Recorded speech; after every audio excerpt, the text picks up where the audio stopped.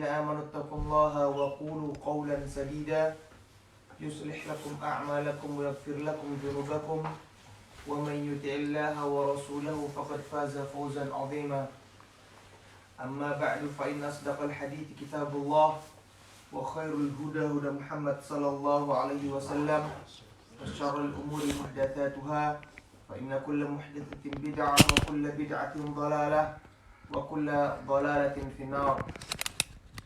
Hadirin yang dirahmati oleh Allah Subhanahu wa taala, alhamdulillah kita bersyukur kepada Allah Subhanahu wa taala pada subuh hari ini kita dipertemukan kembali di tempat ini.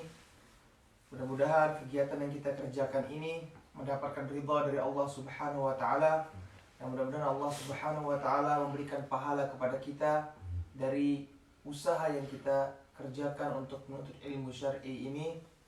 Dan mudah-mudahan Allah Subhanahu wa taala memberikan manfaat dan taufiknya dari segala yang kita pelajari pada hari ini. Amin. Melanjutkan kembali pembahasan kita dalam kitab Riyadhus Shalihin, dan alhamdulillah kita telah sampai pada hadis yang ke-213, masih dalam bab yang sama, bab tahrimu zulmi wal amru biraddil mazalim, bab pengharaman kezaliman dan perintah untuk mengembalikan hal atau sesuatu yang pernah kita ambil dari saudara kita. Hadis yang ke-213, qala al-Imam An-Nawawi rahimahullah, Al-Imam An-Nawawi rahimahullah ta'ala berkata, wa an Abi Bakrah Nufai' ibn al-Harith radhiyallahu anhu an Nabi sallallahu alaihi wasallam qala inna az-zamana qad istadara ka hayati yawma khalaqa Allahu as-samawati wal ard as-sanatu 12 shahran minha arba'atun hurum thalathatun mutawaliyatun Dzul Qa'dah wa Dzul Hijjah wal Muharram wa Rajab Mudhar alladhi baina Jumada wa Sya'ban أي شهر هذا قلنا الله ورسوله أعلم فسكت حتى ظننا أنه سيسميه بغير اسمه قال أليس ذا الحجة قلنا بلى قال فأي بلد هذا قلنا الله ورسوله أعلم فسكت حتى ظننا أنه سيسميه بغير اسمه قال أليس البلدة قلنا بلى قال فأي يوم هذا قلنا الله ورسوله أعلم فسكت حتى ظننا أنه سيسميه بغير اسمه قال أليس يوم النحر قلنا بلى قال فإن دماءكم وأموالكم وأعراضكم عليكم حرام كحرمة يومكم هذا في بلدكم هذا في شهركم هذا وستلقون ربكم فيسألكم عن أعمالكم ألا فلا ترجعوا بعدي كفارا يضرب بعضكم رقاب بعض ألا ليبلغ الشاهد الغائب فلعل بعض من يبلغ أن يكون أوعى له من بعض من سمعه ثم قال ألا هل بلغت قلنا نعم قال اللهم اشهد متفق عليه. Hadis yang panjang, hadis yang sahih diriwayatkan oleh Al-Imam Bukhari dan Muslim dalam sahihnya. Hadis ini masih berbicara tentang pembahasan yang sama, yaitu tentang pengharamannya kezaliman, di mana Rasulullah SAW menjelaskan tentang beberapa hal yang diharamkan bagi seorang muslim untuk mengambilnya tanpa hak dari muslim dari manusia, dari orang yang lainnya. Di mana hadis ini diriwayatkan dari sahabat Abi Bakrah Nufai' ibn al-Harith radhiyallahu taala anhu, bahwasanya Rasulullah SAW pernah berbicara di hadapan para sahabatnya, dan kejadian ini diucapkan oleh Rasulullah SAW pada saat Hajjatul Wada', pada haji perpisahan yang terjadi pada tahun ke-10 Hijriah, di mana Rasulullah SAW pada waktu itu berhaji bersama ratusan ribu dari sahabat Rasulullah SAW. Momen yang mungkin tidak terulang kembali di zaman Rasulullah SAW, di mana mayoritas sahabat pada saat itu berkumpul bersama dan berhaji bersama Rasulullah SAW, sehingga itu adalah momen yang sangat tepat dan sangat pas dikira oleh Rasulullah SAW untuk menyampaikan hal-hal yang sangat penting dan sangat agung untuk diketahui oleh para sahabat. Di mana Rasulullah SAW bersabda, Inna zamana qad istadara kahayati yawma khalaqallahu samawati wal ardi. Sesungguhnya zaman, waktu telah berputar sebagaimana Allah menciptakan langit dan bumi. Maksud dari ucapan Rasulullah SAW, sesungguhnya waktu telah berputar, menjelaskan tentang kebiasaan orang Arab jahiliyah, yang dimana keburukan yang mereka lakukan adalah mereka suka mengubah bulan-bulan haram menjadi bulan-bulan halal, dan bulan-bulan halal berikutnya dijadikan bulan-bulan haram sesuai dengan kepentingan mereka. Di mana Rasulullah SAW kemudian menyebutkan as-sanatu 12 syahran. Sebagaimana yang diketahui bahwasanya satu tahun itu ada 12 bulan. Minha arba'atun hurum. Ada 4 yang termasuk bulan haram. Di mana Allah menjadikan 12 bulan dan 4 diantaranya adalah bulan-bulan haram yang memiliki keistimewaan dibandingkan bulan-bulan yang lainnya. Di mana bulan-bulan haram Allah haramkan bagi manusia untuk melakukan peperangan di dalam bulan tersebut. Di mana bangsa Arab pada zaman dahulu mereka terkenal bangsa yang suka perang. Perang antar suku, perang antar kaum, bahkan perang antar saudara sendiri diakibatkan dengan hal-hal yang bersifat jahiliyah. Dan kebiasaan orang-orang Arab di zaman jahiliyah sebelum datangnya Rasulullah SAW, ketika terjadi atau akan terjadi peperangan atau sedang terjadi peperangan, kemudian mereka berada di bulan haram, maka mereka akan menjadikan bulan haram itu sebagai bulan halal dan mengganti bulan haram itu, meletakkan posisinya pada bulan halal berikutnya. Mereka mengubah bulan-bulan haram menjadi bulan-bulan halal sesuai dengan keinginan mereka. Di mana Rasulullah menyebutkan salah satu mutawaliyat, 3 bulan haram itu ada 3 bulan yang berurutan, berturut-turut, Dzulqa'dah wa Dzulhijjah wal Muharram.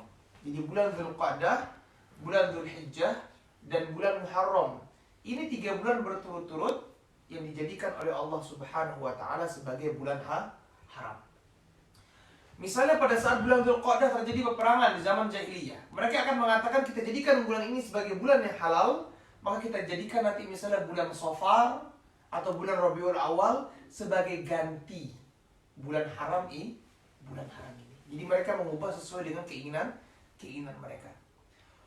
Wa Rajab Mudhar alladhi baina Jumada wa Sya'ban. Jadi bulan haram itu ada 4, 3 berurut-urut, ya. Bulan Dzulqa'dah, Dzulhijjah, dan Muharram. Dan satunya terpisah sendirian, yaitu bulan apa? Rajab.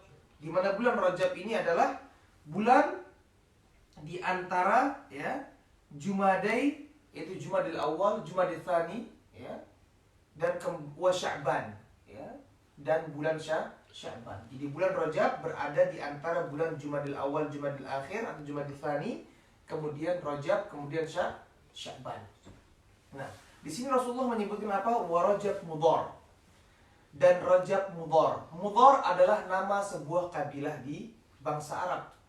Di mana Mudhar ini diberikan, ya, keistimewaan dengan disebut namanya di sini oleh Rasulullah SAW, karena mereka satu-satunya kabilah yang tetap menjadikan bulan Rajab itu sebagai bulan haram dan tidak pernah menggantinya.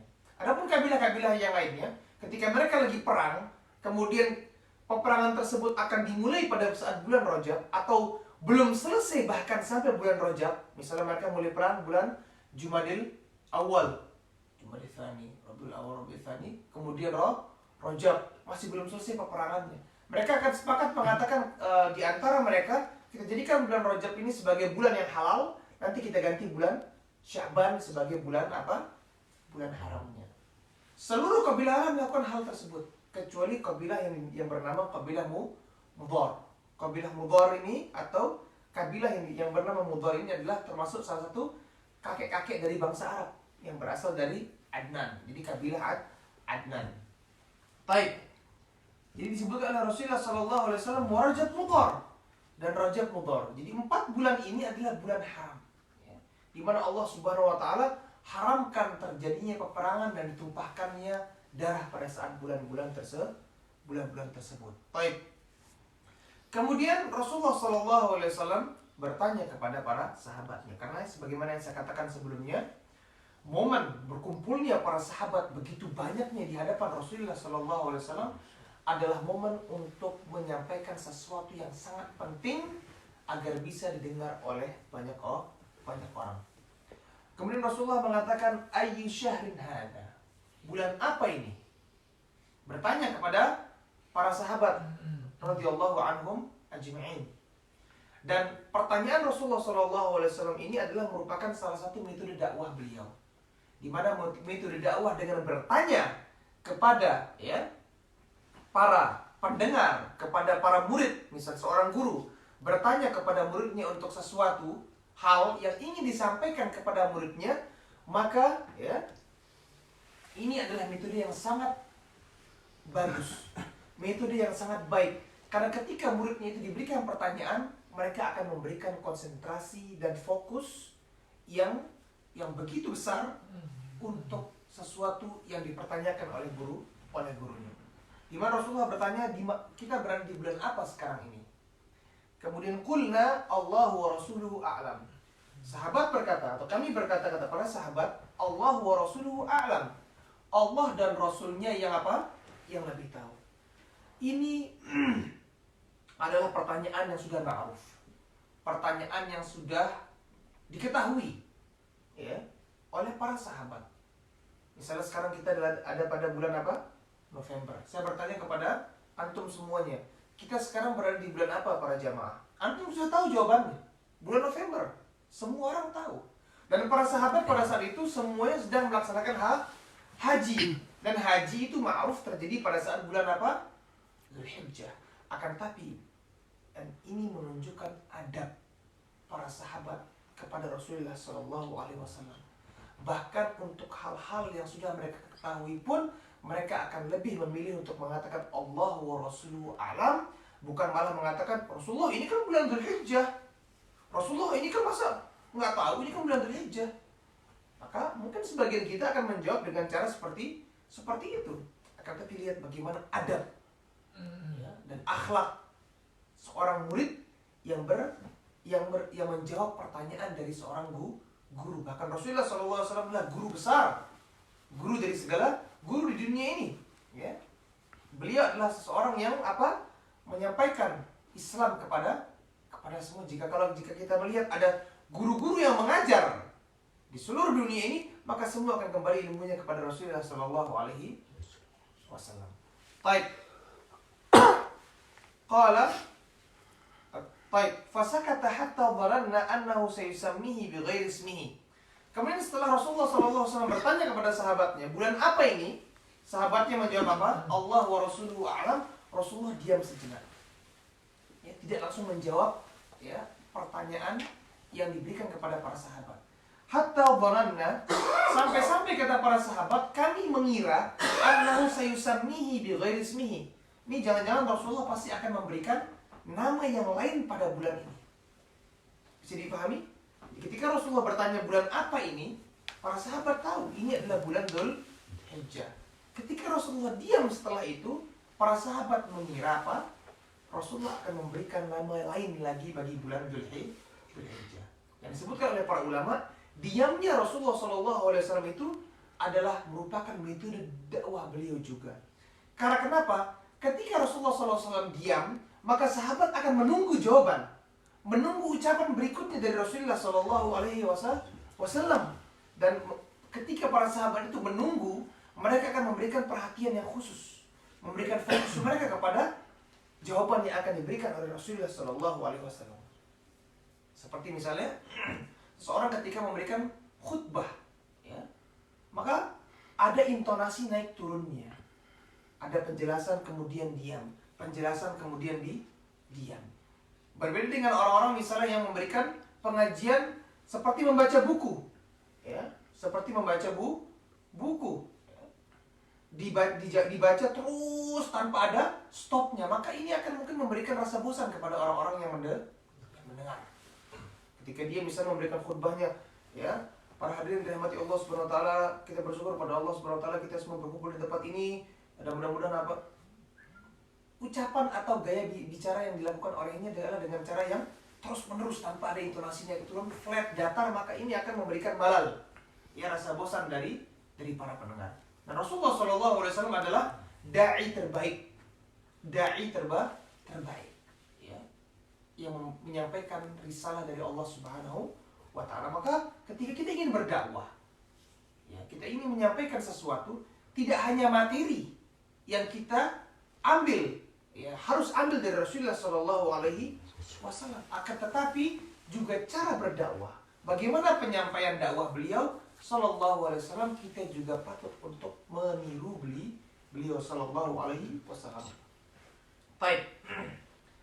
Kemudian Rasulullah menyebutkan di sini, qala alaysa dzul hijjah. Rasulullah berkata, bukankah ini bulan Dzulhijjah? Qulna bala. Kemudian sahabat mengatakan, bala ya Rasulullah. Iya benar, ini bulan Dzulhijjah. Qala fa ayyu baladin hadza? Kemudian Rasulullah mengatakan, fa ayyu baladin hadza? Rasulullah mengatakan apa? Kita berada di mana sekarang ini? Kita berada di negeri apa sekarang ini? Di negeri mana kita berada? Qulna Allahu wa rasuluhu a'lam.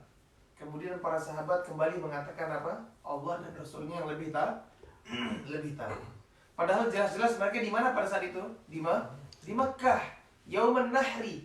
Yaumun Nahr itu adalah hari ketika orang-orang menyembelih sesembelihannya, menyembelih hadyunya, ya. Dan Yaumun Nahr itu terjadi pada tanggal 10 Dzulhijjah, ketika orang-orang yang tidak melaksanakan ibadah haji, mereka sedang melaksanakan hari raya Idul Adha. Yaumun Nahr itu hari ketika apa? Kita menyembelih sesembelihan untuk ibadah haji kita. Qala alaysal baldata? Rasulullah menyebutkan, bukankah ini kota Makkah, yaitu kota yang kita ketahui? Qulna bala. Kami mengatakan iya benar ya Rasulullah. Qala fa ayyu yawmin hadza? Kemudian Rasulullah kembali bertanya, hari apa ini? Qulna Allah wa rasuluhu a'lam. Para sahabat berkata, Allah dan Rasulnya yang lebih tahu. Kembali, ya, sahabat tetap, ya, tidak mau menyelisihi. Mereka takut ketika mereka menjawab sesuatu, ternyata jawabannya itu adalah apa? Menyelisihi apa yang dimaksudkan oleh Rasulullah Shallallahu Alaihi Wasallam. Begitu takutnya para sahabat, ya, dari menyelisihi Rasulullah Shallallahu Alaihi Wasallam. Kita lihat sahabat adalah orang-orang yang paling berpegang teguh dengan sunnah Rasulullah Shallallahu Alaihi Wasallam, di mana mereka tidak mau menyelisih Rasulullah SAW, bahkan dalam hal-hal yang bersifat duniawi. Jangankan dalam hal yang bersifat agama, jangankan hal yang bersifat syariat, perintah atau perkara-perkara duniawi pun mereka tidak mau menyelisih Rasulullah SAW. Di mana sahabat ini adalah orang-orang yang paling mengikuti contoh Rasulullah SAW. Di mana Allah Subhanahu wa taala berfirman, "Falyahdharil ladzina yukhalifuna an amrih an tusibahum fitnatun aw yusibahum adzabun alim." Maka, ya, berhati-hatilah orang-orang yang menyelisihi perintah Rasulullah Shallallahu Alaihi Wasallam, karena mereka bisa tertimpa fitnah, yaitu ujian dari Allah Subhanahu Wa Taala, atau yusibahum adzabun alim, atau mereka bisa terkena azab yang pedih dari Allah Subhanahu Wa Taala karena menyelisihi perintah dari Rasulullah Shallallahu Alaihi Wasallam. Ini bukan perkara sepele. Menyelisihi perintah Rasulullah Shallallahu Alaihi Wasallam. Rasulullah menyuruh kita untuk melakukan A, kita lakukan B. Rasulullah memerintahkan kita untuk melakukan C, kita melakukan apa? D. Ini adalah bukan perkara yang remeh, ini perkara yang besar. Disebutkan dalam sebuah kisah bahwasanya Umar bin Khattab radhiyallahu ta'ala anhu pada suatu hari pernah berjalan menuju Masjid Nabawi.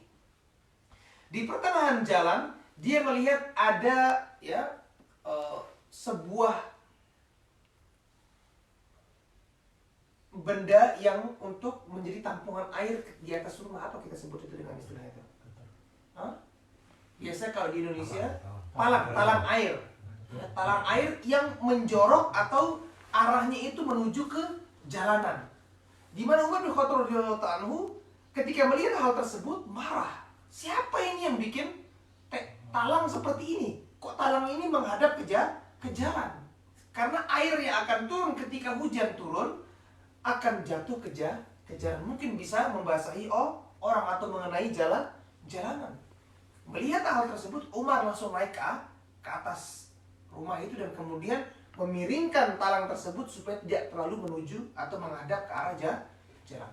Sesampainya di Masjid Nabawi, Umar bin Khattab radhiyallahu anhu bertanya kepada orang-orang, ya, itu siapa tadi di rumah sana itu yang membuat arah talang itu ke arah jalanan. Ya. Kemudian Umar mengatakan, saya sudah ubah dia menjadi ke arah lebih menghindari untuk tidak terkena ke jalanan. Para sahabat mengatakan, itu yang membuat Rasulullah, wahai Umar. Tidak pakai 2, 3, 4, langsung Umar bangun bergegas menuju tempat tadi itu, kemudian kembali mengarahkan talang itu ke arah sebelumnya, yaitu ke arah jalanan. Padahal jelas dari segi ilmu, ya, ilmu pertukangan atau ilmu arsitektur, talang tadi itu benar-benar keliru karena menuju ke arah jalanan. Tapi lihat bagaimana Umar bin Khattab radhiyallahu ta'ala anhu bahkan tidak mau menyelisihi perbuatan Rasulullah SAW, bahkan untuk urusan duniawi pun. Jadi jangan dikira sahabat itu adalah orang-orang yang menyelisih Rasulullah SAW dalam hal agamanya. Bahkan hal duniawi pun mereka tidak mau menyelisih Rasulullah SAW. Begitu taatnya, begitu mengikutinya mereka, mencontoh Rasulullah SAW dalam segala aspek kehidupannya. Itulah dia para sahabat, sehingga mereka bisa mendapatkan keutamaan level yang tertinggi dari umat Nabi Muhammad SAW sebagai generasi yang terbaik yang dipilih oleh Allah Subhanahu Wa Taala untuk menemani Rasulnya menyampaikan risalah dakwah ini kepada seluruh umat manusia. Itulah dia sahabat ridwanullah alaihim ajma'in. Baik. Alaysa yauman nahri? Kemudian Rasulullah mengatakan, bukankah ini hari nahar, yaitu hari di mana orang-orang yang melaksanakan ibadah haji menyembelih sesembelihannya. Kemudian qulna bala, kami mengatakan benar ya Rasulullah, ini adalah hari nahar. Qala, kemudian Rasulullah SAW bersabda, fa inna dima'akum wa amwalakum wa a'radakum 'alaikum haramun. Sungguhnya darah-darah kalian, wa amwalakum dan harta-harta kalian, wa a'radakum dan kehormatan-kehormatan kalian. Dan ini hadis ini telah pernah kita sebutkan pada pertemuan-pertemuan sebelumnya, ya. Dan ini adalah versi lengkapnya yang disampaikan oleh Imam An-Nawawi. Alaikum haramun, itu haram bagi kalian. Tidak boleh kalian menumpahkan darah, ya, kecuali dengan haknya. Itu apa? Tidak boleh kita menumpahkan darah kecuali dengan haknya. Dan yang melakukan hal ini adalah seorang pemimpin, bukan individu yang berhak menumpahkan darah atau mengambil nyawa atau membunuh, ya, seorang muslim, ya, itu hanya pemimpin yang berhak melakukan, dan itu dilakukan ketika telah terjadi beberapa syarat. Sebutkan oleh Rasulullah SAW, ya, ada 3 apa?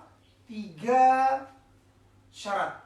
Yang pertama, orang tersebut adalah at-thayyibul zani. Seorang yang telah menikah kemudian dia berzina, dan zinanya diketahui baik dengan pengakuannya ataupun dengan apa? 4 saksi yang adil. Maka orang ini akan dibunuh, dirajam sampai mati. Berarti diambil atau dibunuh karena sebab dia melakukan sebuah perzinaan, ya.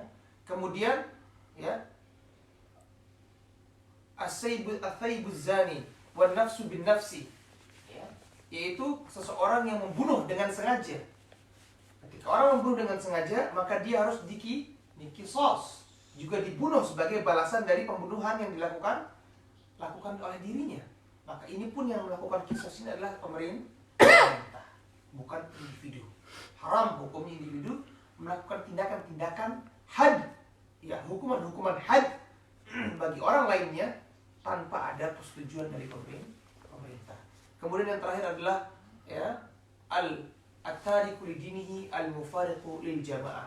Seseorang yang meninggalkan agamanya, itu orang yang murtad, keluar dari agama Islam, ya, di mana Rasulullah SAW menyebutkan man badala dinahu faqtuluh, barang siapa yang mengganti agamanya maka bunuh dia. Maksud di sini bunuh adalah pemerintah yang membunuhnya, ya, bukan orang-orang atau individual yang melakukan hal tersebut. Maka orang-orang yang murtad keluar dari agama Islam hukumnya dibunuh. Kemudian al-mufariqul jamaah, orang yang ingin keluar dari jamaah, orang yang berontak, melakukan kudeta, ya, tidak mau taat kepada pemimpin yang sah. Maka ini adalah ya, perhatian yang khusus yang perlu kita pahami, ya, untuk tidak memercikkan api yang memanaskan kaum muslimin untuk memberontak kepada pemimpin. Ketika pemimpin tersebut sah di mata Allah Subhanahu wa taala, tidak halal bagi kita untuk menurunkan pemimpin tersebut hanya dengan sebab kezaliman yang dia lakukan. Di mana kezaliman dilakukan oleh seorang pemimpin, kita diwajibkan untuk bersabar, bukan untuk menuntut dia untuk turun dari dudukan, dari jabatan. Di mana Rasulullah SAW menyebutkan tidak boleh kita keluar untuk kudeta kecuali illa antara kufron bawahan, kecuali engkau telah melihat kekufuran yang jelas tanpa ada takwil, tanpa ada ya pembatas, tanpa ada sebab duniawiyah di sana. Ketika seorang pemimpin tersebut jelas-jelas melakukan kufron bawahan dan kita punya kemampuan, ingat hukumnya adalah boleh bukan wajib. Mana ketika para ulama mengatakan bolehnya, yang dikatakan dengan boleh itu bukan wajib. Kita harus menimbang maslahat dan mafsadatnya. Kalau mudarat nilai besar maka tetap bersabar. Walaupun jelas-jelas pemimpin tadi itu misalnya kita melihat pemimpinnya adalah jelas di atas kekufuran, tidak punya kemampuan. Ketika mau kudeta, ketika mau ribut, yang terjadi adalah apa? Akan dibantai, akan dibasmi oleh pemerintah. Maka ini adalah mudarat. Maka wajib bagi kita untuk bersabar. Maka tidak halal bagi kita untuk menuntut seorang pemimpin turun dari jabatannya hanya dengan sebab kezaliman yang dia miliki. Di mana bahkan Rasulullah SAW menyebutkan ketika al-mufariqul jamaah, orang yang mau keluar dari jamaah, dari ya, kepemimpinan kaum muslimin, maka ketika dia keluar ya kudeta dan lain sebagainya tanpa sebab yang syar'i, maka ini boleh diperangi, kata Rasulullah SAW. Diperangi oleh pemerintah. Dan ini Rasulullah SAW yang menyebutkan hadis ini. Akan tapi banyak orang yang tidak menyampaikan ya, hadis-hadis tersebut. Kenapa? Karena dia hanya mengambil hadis-hadis sesuai dengan apa-apa yang dirasa sesuai dengan ideologi atau pemikiran yang dimiliki. Di mana kita sebagai umat Nabi Muhammad SAW harus merangkul seluruh hadis dari Rasulullah SAW. Tidak boleh memilih ini dan memilih itu. Tidak boleh kita seperti belanja di swalayan, ambil yang kita inginkan dan tidak mengambil apa yang tidak kita perlukan. Di mana Allah memerintahkan kita untuk masuk dalam agama Islam ini secara menyeluruh. Udkhulu fis silmi kafah. Masuklah ke agama Islam menyeluruh. Ambil semuanya. Laksanakan semuanya. Imani semuanya. Afatu'minuna bi ba'dil kitabi wa takfuruna bi ba'd? Apakah kalian hanya ingin beriman dengan sebagian kitab dan kufur dengan sebagian yang lainnya, tidak mau mengambil yang lainnya? Dicela oleh Allah Subhanahu wa taala. Maka di sini Rasulullah SAW menyebutkan fa inna dima'akum, sungguhnya darah-darah kalian itu haram. Darah-darah itu maksudnya apa? Nyawa, tidak boleh membunuh atau apapun yang di bawahnya yang berkaitan dengan nyawa seseorang yang lebih rendah daripada nyawa. Misalnya ya, melukai, mencederai, mematahkan tangan orang misalnya ya. Kemudian memukul orang dan lain sebagainya. Hal-hal yang bersifat fisik tidak boleh kita mengganggu kaum muslimin. Wa amwalakum, dan harta-harta kalian ya. Tidak boleh kita apa? Mengambil tanpa hak. Di mana seseorang boleh mengambil harta saudaranya dengan hak, yaitu dengan cara apa? Jual beli. Atau dengan cara apa? Hadiah. Atau dengan cara misalnya pinjaman dan lain sebagainya. Adapun dengan cara riba misalnya, itu diharamkan oleh Allah Subhanahu wa taala. Atau dengan cara misalnya mencuri, bahkan waliyadzubillah dengan cara merampok, menipu, ya, dan lain sebagainya, maka semuanya ini diharamkan oleh Allah Subhanahu wa taala. Ya, la ta'kulu amwalakum bainakum bil batil. Janganlah kalian memakan harta di antara kalian dengan cara yang batil. Allah Subhanahu wa taala malah melarang, illa an takuna tijaratan an taradin minkum, kecuali dengan cara ya jual beli, bisnis jual beli yang kalian sama-sama ridha. Jadi tidak boleh kita mengambil atau menzolimi saudara kita dari harta mereka. Wa a'radakum, dan kehormatan kalian. Baik itu kehormatan yang bersifat kemaluan. Seorang misalnya berzina, kemudian seorang itu melakukan homoseksual, atau seorang menuduh orang lain itu dengan mengatakan dia sebagai pezina, di mana orang yang menuduh seseorang muslim atau seorang muslimah sebagai seorang pezina, maka dia wajib untuk mendatangkan 4 orang saksi. Dan 4 orang saksi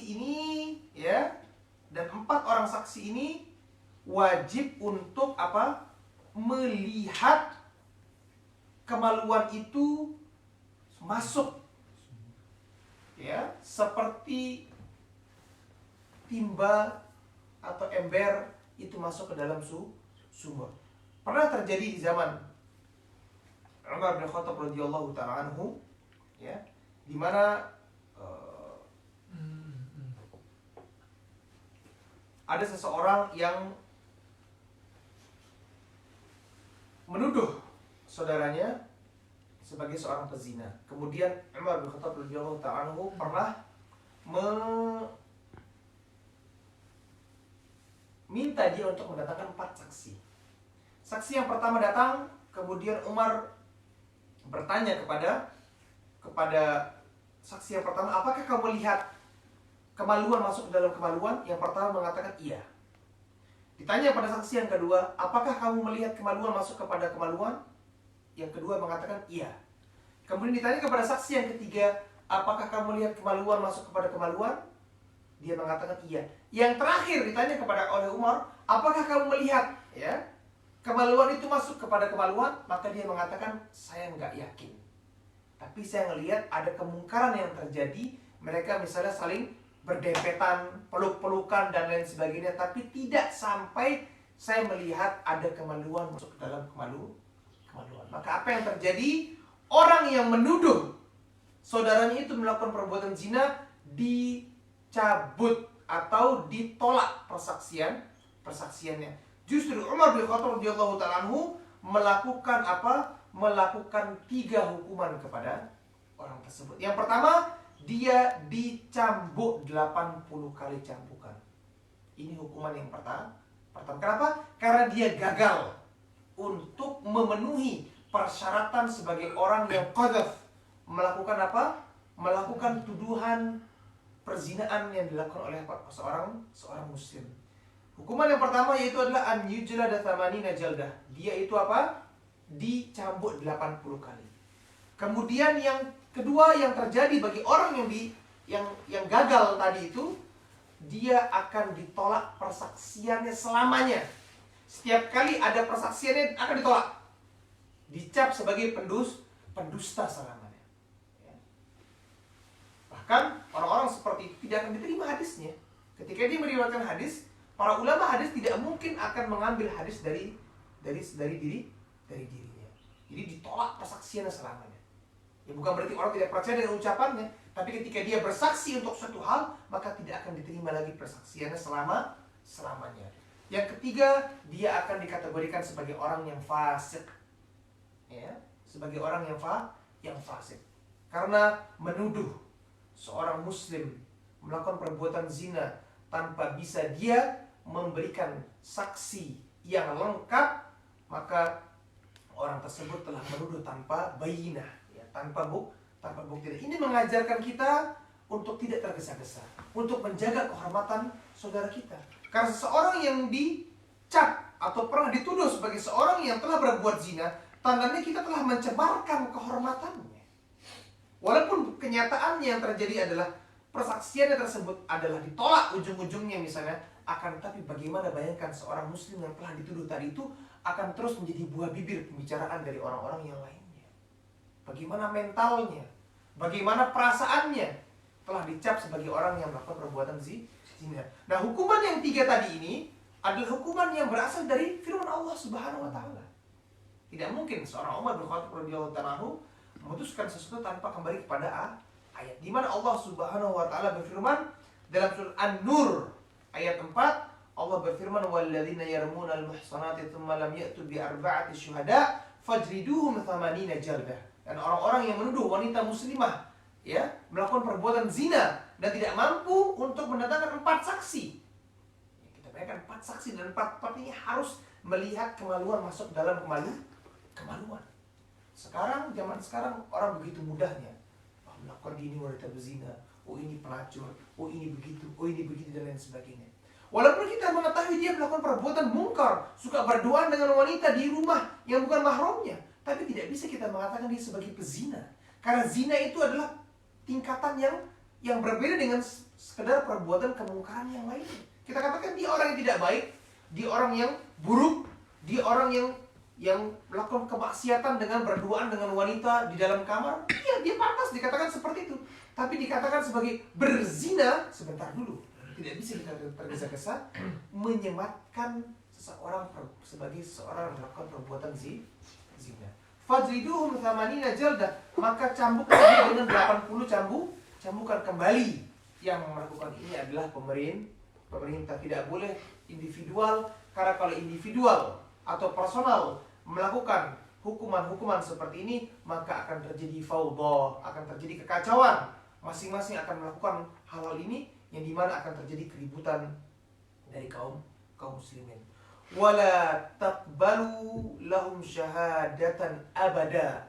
Janganlah kamu terima persaksian dari dirinya selamanya, kata Allah Subhanahu wa taala. Dan dimana ini adalah hukuman yang kedua dan hukuman yang terakhir, wa ulaika humul fasiqun, dan mereka itu adalah orang-orang yang fasik. Ketika orang dikatakan sebagai orang yang fasik, tidak boleh kita nikahkan anak kita dengan dia. Tidak boleh kita nikahkan saudara-saudara kita dengan dia. Ini adalah orang yang fasik, kata Allah Subhanahu wa taala.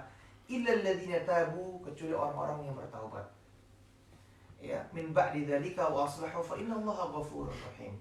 Kecuali orang-orang yang bertaubat setelah itu dan mereka berbuat baik. Ya, mereka berubah karakternya, mereka beramal soleh, beribadah, ya, maka inilah maka sesungguhnya Allah Maha Pengampun lagi Maha Pengasih. Akan tetapi tetap persaksiannya tidak diterima selamanya. Ya, di mata Allah, Allah ampuni dia, ya, Allah berikan pahala atas taubatnya, akan tetapi persaksian tetap tidak akan diterima selama-lamanya. Ini adalah ya menunjukkan kepada kita untuk menahan yang namanya lisan ini, tidak bersegera, ya, tidak tergesa-gesa untuk menuduh orang lain. Ya. Apa untungnya bagi kita? Ya. Membicarakan orang lain, misalnya mengatakan dia berbuat zina, dia begini dan begitu dan lain sebagainya. Ya. Kita hiasi lisan kita untuk berzikir kepada Allah Subhanahu Wa Taala, membaca Al-Quran, ya. Mendengarkan pengajian, menyampaikan kajian, ya. Menyampaikan ilmu yang kita miliki. Di mana Rasulullah SAW kemudian mengatakan, wasatalqawna rabbakum fayas'alukum an amalikum. Kalian semua akan berjumpa dengan Allah Subhanahu wa taala. Dan Allah akan bertanya tentang amalan-amalan kalian. Kita akan ditanya oleh Allah Subhanahu wa taala dari A sampai Z, tidak ada sesuatu pun yang terluput. Faman ya'mal mithqala dzarratin khairan yarah wa man ya'mal mithqala dzarratin syarran yarah. Barang siapa yang berbuat kebaikan walaupun sebesar biji zarah, pasti akan dia melihat nanti. Ditanya oleh Allah Subhanahu wa taala. Ya, ditampilkan yaumul 'arad, hari ketika ditampilkan, dipaparkan oleh Allah Subhanahu wa taala semua yang telah kita kerjakan di dunia ini. Baik itu kebaikan, baik itu keburukan. Jangan berhayal, jangan bermimpi atau jangan mengira akan ada amalan kita di dunia ini yang nanti mungkin terluput, tidak diketahui oleh Allah SWT. Ya'lamu kha'inatal a'yuni wa ma tukhfi sudur. Allah tahu lirikan mata yang khianat dan apa yang disembunyikan oleh hati-hati manusia.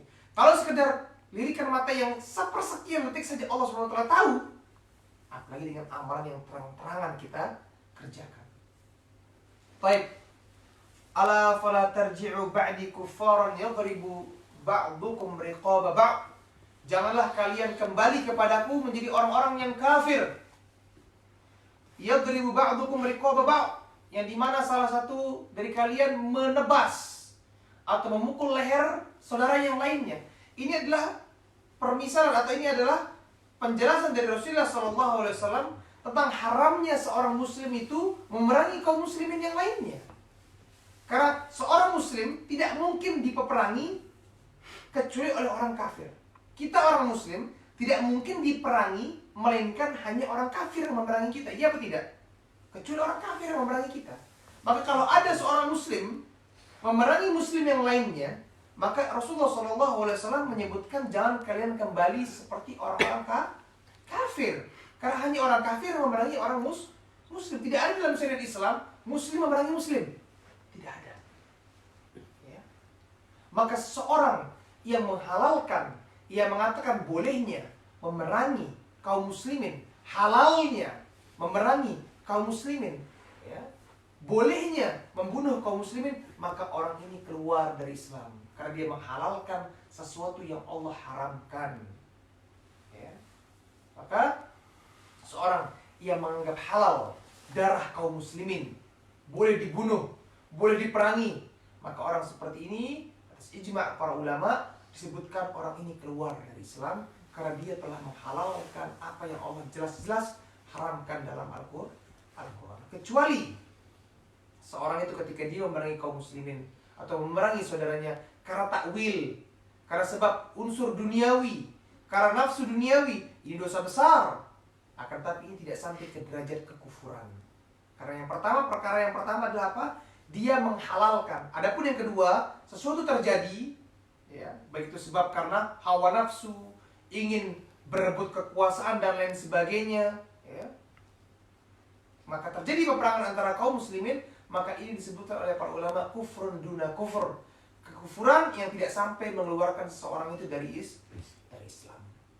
Jadi ada dua pembahasan di sini. Bedanya yang pertama dia menghalalkan, yang kedua dia tidak menghalalkan, tapi dia terjebak dalam kondisi dia harus memerangi kaum muslimin karena hawa nafsunya. Ya.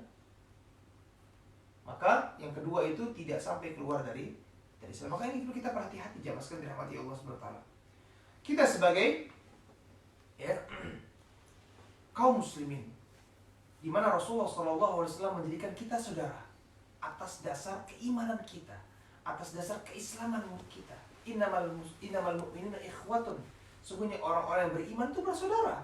Setelah kita bersaudara, kenapa kita berpecah belah? Kenapa kita harus bermusuhan? Kenapa kita harus saling memerangi satu sama yang lainnya? Di mana ajaran Rasulullah SAW itu kita terapkan. Makanya ketika kita melihat ada ajaran-ajaran yang mengajak untuk memusuhi kaum muslimin, atau misalnya untuk memerangi kaum muslimin, maka ketahuilah itu adalah ajaran yang batil, yang tidak pernah diajarkan Rasulullah SAW. Baik. Ala liyuballigh asyahidul ghaib. Kemudian Rasulullah SAW setelah menyampaikan hal-hal tersebut kepada para sahabatnya, Rasulullah mengatakan liyuballigh asyahidul ghaib. Orang-orang yang hadir sekarang, tolong sampaikan kepada yang nggak hadir.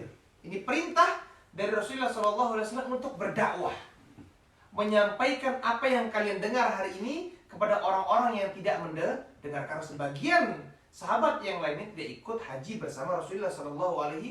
Dan zaman dahulu nggak ada live streaming, ya, atau rekaman, ya, kajian Rasulullah SAW dan lain sebagainya. Sehingga orang-orang yang mendengar kajian Rasulullah hanyalah orang-orang yang hadir di majelis Rasulullah SAW. Zaman sekarang Allah berikan kemudahan. Akan tapi itu juga membuat orang lain menjadi tidak semangat menuntut ilmu, tidak mau menghadiri majelis ilmu karena sudah ada live streaming, enak nonton dari rumah. Karena sudah ada rekaman streaming, enak dengerin dari tidak mau menghadiri majelis ilmu yang dimana menghadiri majelis ilmu itu mendatangkan barokah, mendapatkan pahala, terlalu banyak manfaat dan keutamaan pahala yang kita dapatkan dari apa? Menuntut ilmu. Di mana Rasulullah SAW menyebutkan barang siapa yang keluar dari rumahnya untuk menuntut ilmu, maka dia seperti sedang berjihad, berperang di jalan Allah sampai dia kembali ke rumahnya untuk dari selesai menuntut ilmu. Terlalu banyak manfaat sehingga kalau semuanya ya fasilitas seperti itu adalah kemudahan yang Allah Subhanahu wa taala berikan. Akan tapi juga bisa menjadi apa? Bumbu pemerang bagi orang-orang yang akhirnya menjadi malas untuk menghadiri majelis ilmu. Baik. Kemudian Rasulullah mengatakan ala liyuballigh asyahidul ghaib. Yang hadir hari ini tolong sampaikan kepada yang enggak hadir tentang perkara-perkara yang saya sebutkan tadi. Fala'alla ba'du man yuballighuhu an yakuna au'alahu min ba'di man sami'ahu. Kata Rasulullah, maka bisa jadi orang yang disampaikan ya hadis itu atau materi kajian itu bisa jadi dia lebih paham daripada orang yang menyampaikan. Ini juga ya menunjukkan bahwasanya orang-orang yang meriwayatkan hadis pada zaman dahulu dia hanya sekedar menghafal. Rubba hamil fiqh laisa bifaham atau laisa bifaqih, kata Rasulullah SAW. Ya, ada beberapa atau banyak orang-orang yang menyampaikan hadis tapi dia tidak paham apa itu hadis, dia hanya menghafal ya. Jadi para ulama yang meriwayatkan hadis pada zaman dahulu, mereka banyak sebagai orang-orang yang sekedar menghafal hadis saja, hufal. Mereka tidak dikatakan sebagai ulama yang mumpuni. Mereka memiliki hadis yang banyak, tapi mereka tidak paham hadis-hadis tersebut. Mereka banyak ya membawa hadis, meriwayatkan hadis, tapi mereka tidak memiliki pemahaman pada hadis tersebut. Makanya Rasulullah SAW mendoakan bagi orang-orang yang mendengar hadis beliau untuk diberikan cahaya wajahnya oleh Allah Subhanahu wa taala di hari kiamat dengan syarat-syarat apa? Naddarallahu mra'an. Semoga Allah mencerahkan wajah-wajah, menjadikan wajah-wajahnya berseri-seri karena mereka senang di hari kiamat kelak berjumpa dengan Rasulullah SAW. Sami'a maqalati, yang dimana mereka mendengar ucapanku, kata Rasulullah SAW. Di mana dia mendengar ucapanku, fawa'aha, dan kemudian dia memahami hadisku itu, kata Rasulullah SAW. Fa'addaha kama sami'a, kemudian dia menunaikan, mempraktekkan dan menyampaikan kepada orang lain hadis yang dia dengar dan dia pahami itu sebagaimana dia mendengar. Jadi ini adalah sudah ya tanda atau sinyal dari Rasulullah SAW akan adanya zaman periwayatan hadis. Dan tanpa adanya zaman periwayatan hadis ini, tidak mungkin Islam sampai kepada kita. Kalau kita bayangkan zaman dahulu sahabat stop, tidak meriwayatkan hadis kepada generasi berikutnya, kepada para tabi'in. Kemudian kalau misalnya tabi'in tidak menyampaikan hadis kepada tabi'ut tabi'in, tabi'ut tabi'in tidak menyampaikan hadis kepada tabi'ul atba'. Begitu ke generasi berikutnya sampai zaman pembukuan. Kalau masing-masing stop, diam, tidak mau menyampaikan hadis misalnya, apa mungkin Islam sampai ke Indonesia? Dan kita semua bisa memeluk Islam dengan begitu nikmatnya, alhamdulillah. Maka ini adalah alamat atau sinyal dari Rasulullah SAW akan adanya periwayatan hadis. Ya. Kemudian Rasulullah menyebutkan, "Tsumma qala ala hal ballagtu." Kemudian setelah Rasulullah mengatakan kepada sahabatnya yang hadir, tolong sampaikan kepada yang enggak hadir, karena mungkin yang enggak hadir itu bisa mengambil manfaat. Ya, mereka bisa paham dari apa yang kalian sampaikan kepada mereka. Bahkan Rasulullah telah menyampaikan kepada sahabatnya, "Tasma'una minni." Kalian akan mendengar dariku. Aku menyampaikan hadis, wahyu, kata Rasulullah, kalian mendengar dariku. Wa yusma'u minkum, dan akan dengar dari kalian, yaitu kalian menyampaikan kepada orang lain. Wa yusma'u mimman sami'a minkum, dan akan didengar dari orang yang mendengar dari kalian. Terus begitu seterusnya, menunjukkan adanya periwayatan hadis. Dan Allah menjaga ya hadis-hadis ini dari kemurniannya dengan adanya sanad. Tanpa adanya sanad, maka laqala man syaa, maka akan berkata orang itu sesuai apa yang sekendaknya dia. Dia mau ngomong sekeinginannya dia. dengan adanya sanad nama-nama yang ya menyampaikan hadis itu sampai ke Rasulullah SAW, maka nama-nama itu yang menjaga kemurnian hadis itu. Ketika nama tersebut memiliki problem, maka akan ditolak hadis tersebut. Ketika nama-nama tersebut itu berhasil dan sukses, ya, diterima oleh para ulama, maka hadis tersebut insya Allah dijaga kemurniannya oleh Allah Subhanahu wa Ta'ala. Qala ala hal ballagtu, kemudian Rasulullah mengatakan kepada sahabatnya dan meminta perjanjian dari para sahabatnya, meminta persaksian dari para sahabatnya, apakah saya sudah sampaikan semua ini kepada kalian? Ala hal ballagtu, bukankah aku telah sampaikan semuanya ini kepada kalian? Kata Rasulullah SAW. Qulna na'am. Kemudian sahabat mengatakan, iya ya Rasulullah, engkau telah menyampaikan semua. Ya, yang halal engkau telah sampaikan bahwasanya itu halal. Yang haram engkau telah sampaikan bahwasanya semua itu haram. Semua yang disampaikan Rasulullah SAW. Tidak ada satupun yang terlupa oleh Rasulullah SAW. Sehingga semua syariat yang Allah turunkan itu sudah ada di mata kita, di depan mata kita. Sudah ada semuanya di hadapan kita. Tidak ada satupun syariat yang belum disampaikan oleh Allah Subhanahu wa Ta'ala dan Rasulullah SAW. Ini makanya kita perlunya belajar, ya. Ayo kita gali, kita kenali hadis-hadis atau sunnah-sunnah Rasulullah SAW, ajaran-ajaran Rasulullah SAW yang mungkin kita tidak tahu, yang kita tidak sempat lakukan, yang tidak kita ketahui sebelumnya, yang terkubur dalam-dalam, yang ditinggalkan oleh orang-orang. Kita kembali menghidupkannya, kita kembali melestarikannya. Jangan budaya yang kita lestarikan, sunnah Rasulullah SAW yang lebih afdal, lebih aula untuk kita lestarikan. Ya. Banyak orang mengatakan lestarikan budaya kita, melestarikan adat istiadat kita dan lain sebagainya. Akan tapi ketika giliran sunnah yang merupakan budaya Islam, sunnah yang merupakan ya warisan dari Rasulullah SAW, bukan warisan nenek moyang saja. Islam itu warisan dari Rasulullah SAW. Iya apa tidak? Innama warathul ilma. Sungguhnya para nabi itu mewarisi apa? Ilmu. Ya. Dan kita sebagai umat Nabi Muhammad SAW, kalau mau dapat warisan dari Rasulullah SAW, belajar. Faman akhadahu akhadha bihadhin wafirin. Barang siapa yang mau mengambil warisan dari Rasulullah SAW, maka dia bisa mengambil warisan itu dengan jumlah yang begitu banyaknya. Semakin banyak ilmu yang didapatkan, semakin banyak warisan yang didapatkan dari Rasulullah SAW. Makanya, ayo kita belajar kembali, belajar kenali sunnah Rasulullah SAW. Terlalu banyak sunnah yang belum kita kerjakan. Sibukkan diri kita dengan sunnah Rasulullah SAW, dan itulah Allah Subhanahu Wa Taala akan menyelamatkan kita di dunia dan di akhirat kelak. Mungkin itu yang bisa disampaikan pada pertemuan kali ini. Kurang lebihnya saya mohon maaf. Insya Allah kita akan lanjutkan pada pertemuan berikutnya. Saya tutup kajian ini sampai di sini. Subhanakallahumma wabihamdika, asyhadu an la ilaha illa anta, astaghfiruka wa atubu ilaik. Assalamualaikum warahmatullahi wabarakatuh.